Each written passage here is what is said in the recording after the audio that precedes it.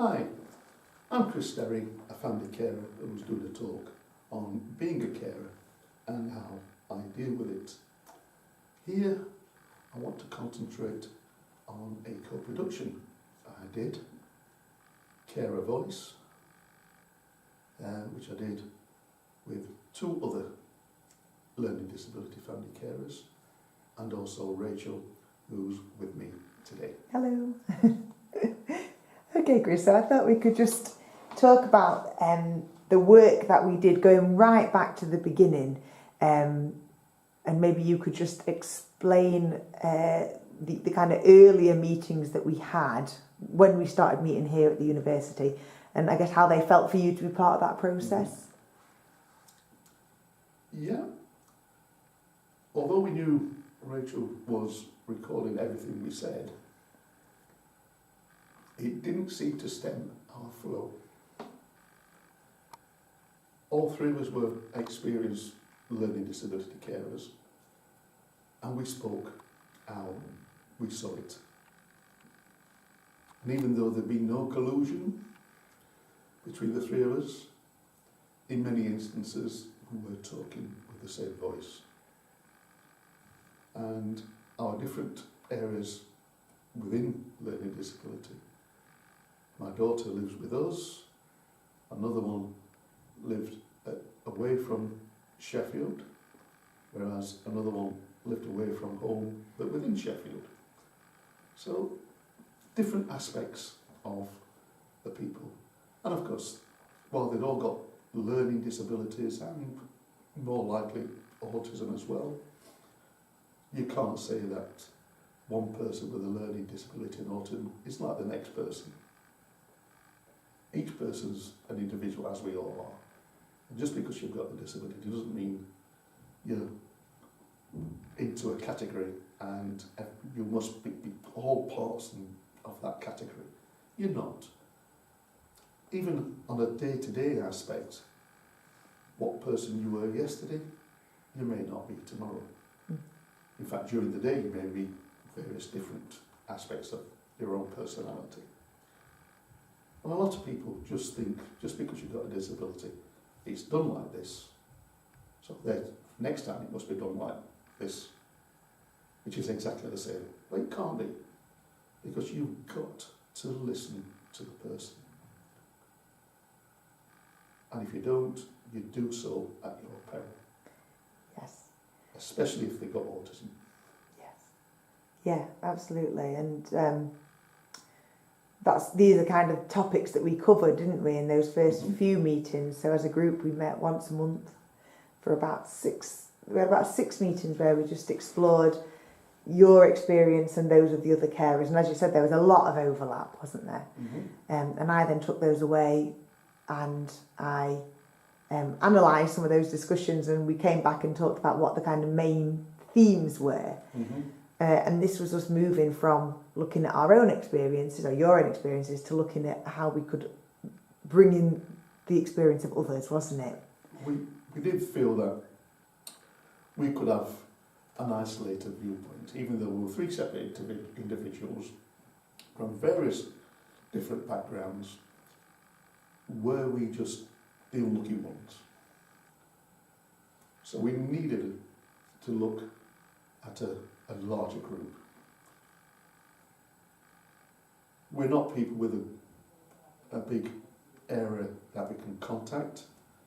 I, because of my own activities, do have certain distributions, but it is limited. There are about 3,500 learning disability carers, I think, in Sheffield, and I might cover about 30 of them. So no way can I say that my viewpoint is what every other person's viewpoint is. So we did have to find some area to gain access to other people. And again, we discussed it within the true concept of co-production. And as a group, all four of us came to the conclusion that we needed to do something like 2 surveys But before that, we had to find out what our particular focus would be. Yes. And unfortunately, or fortunately, communication was the tool. It's the be-all and end-all in all and many aspects related to services and caring. Because without communication, A does not know what B is thinking or what require, and C is at a complete loss. Yes. Yes. So it's communications, not only between carers, and not only between people who are requiring care, but it's all the variety of services. And at first we had to decide what services we were going to look at. Would we itemise local government services? Would we itemise local health services? And what would we do with the vast array of other providers? And after time we decided that we had three areas: local government, health, and other providers. Yes. And what means will we have? Well, we just didn't have the time and capacity to go even round Sheffield to talk to all and sundry. For one thing, we didn't even know who the all and sundry were because of data protection and GDPR. Yes. So we had to find a method, and we decided that we would produce surveys. And we produced surveys, one for service providers and one for carers, learning disability carers. And we used this on SurveyMonkey, so it not only covered Sheffield, but it covered all of the UK and possibly beyond. That's right, because we knew that communication was an issue. That came up a lot, didn't it, in the discussions, but obviously we knew that also communication was a very broad term. So what we kind of honed in on was kind of those interactions that happen, don't they, when a service provider and a carer, either by telephone or in a face-to-face meeting or even in emails, when they're trying to interact with each other, and what did those interactions leave people feeling, wasn't it? And we wanted to see, what did it leave the carer feeling? And did the service provider recognise these feelings, or was there a gap between the two, wasn't it? So yes, we did the surveys, and we used our own connections, Googling, looking for various ways of sharing the survey as far and wide as possible, didn't we? And the internet was very helpful. The internet was very helpful. Yes, it was very helpful, and we got. And then, do you want to have a chat? Do you want to just explain a bit about what we did then with the results that came in? Analytical processes again. Yes. Which of course is very time consuming. Not only did we have boxes to tick various areas, but we also had open boxes where people could leave comments. And it was the comments that were more interesting. Not saying that the other areas weren't interesting, but these were very interesting. And people were really open with their views, and they weren't very good. No. From carers, that is. Yes, in answer to the More question. good from providers who thought they were doing marvellously. Yes. Yeah, and in answer to our question, is it just us?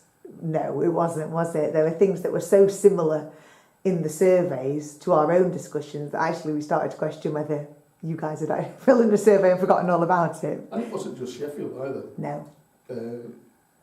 We had quite a few replies from various parts of the country. Yes. And everything seemed to mirror it. And although we were concentrating on adult services, we had some response from children's. And it was surprising that there was not much difference. Children's services are more controlled by legislation, but it doesn't mean that everything's hunky-dory. No, we were surprised by that, weren't we? We thought that maybe what with children's services having a kind of focus point of school or education, that maybe the carers there would feel more positively, but actually our analysis showed that they didn't. and it didn't really make much difference. I mean, what our analysis did show was the great discrepancy between how carers viewed communication with providers and how providers viewed their communication with carers. Yes. Yes. I suppose it didn't really come as a surprise, But it confirmed. It confirmed our suspicions, didn't it? Yes. We had graphs that showed carers rating things very low, didn't we? Yeah. Things like returning messages, being included, having their knowledge respected. This comes out very low, and then service providers rating very highly that as a service they were doing these things. And there was certainly a gap when we looked at it between how carers felt about these things and what service providers said they were doing. So, yes. So the next stage was, how would we show up our results? And we decided that we would run a presentation event in Sheffield, which we did. It was attended by 40 people, 20 carers and 20 providers. When we were organising, one of our biggest worries, would anybody turn up? And as it came out, we shouldn't have been worried because we were oversubscribed. Mm. So we not only presented our findings, we also incorporated workshops within that, based on a few questions that came out of the surveys. And we asked each of the 6 tables to look at a question and discuss it. And then we took all the stuff in, and what do we do next? I think we did analysed it. More analysing, yes. To be a change. Yes. And we spent time doing that. And then we had to decide how best we would proceed further. And what we did is we decided to produce some documents which can be found on the carer voice website. Yes, that's right. I'm zooming in there. So each of the resources we produced can be downloaded off the website, or we do have printed copies. So, Chris, do you want to give the email address that the Carer Voice email address again, and then if anybody wants the... Now, within that presentation, well, that's not the presentation, is it? No. That's the website. That's the website, yeah. So the website there is purely showing the contact email address. Yeah. That website is up and running. What I've done is I'm trying to recreate that website so that it will be there while I'm here. And I've also created an email address that people can use, which is carervoice@gmail.com. Yeah. So if anybody wanted some printed resources, they could email you and we could organise sending those. And the website is currently being held at carervoicesheffield.co.uk, and that's where you can get the downloadable resources. But either way, there's also some contact details on there if anyone wanted the resources. And when I've managed to create the website myself, then there'll be the original website plus mine. Most likely won't be as colourful, but it should have the resources. Yes. Yeah.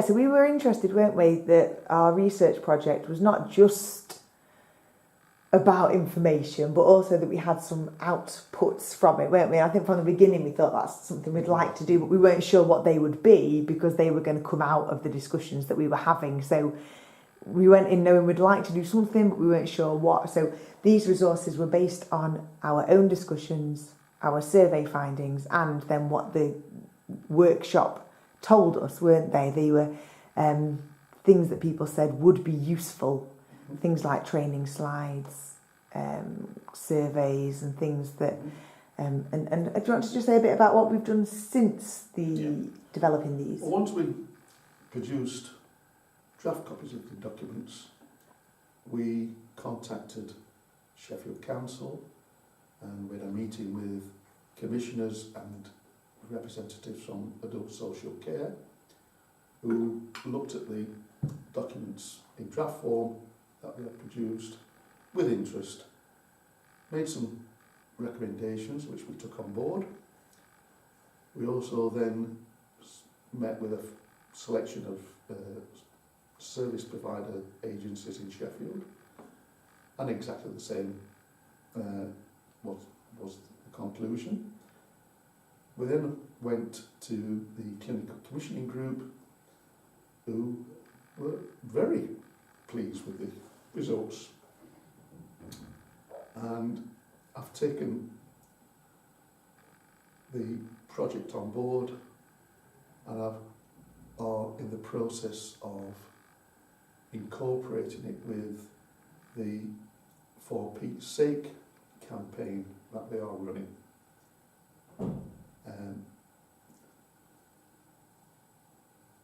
I did a presentation at an assisted technology event in Sheffield just a few months ago, run by the Sheffield CCG. Of course, my presentation had got nothing to do with assisted technology, but I was the last presentation and I was the one delaying lunch. It was a 15-minute presentation. I'm told by CCG that they're getting some good feedback. If anybody wants a copy of that presentation, then they can contact me at carervoice@gmail.com.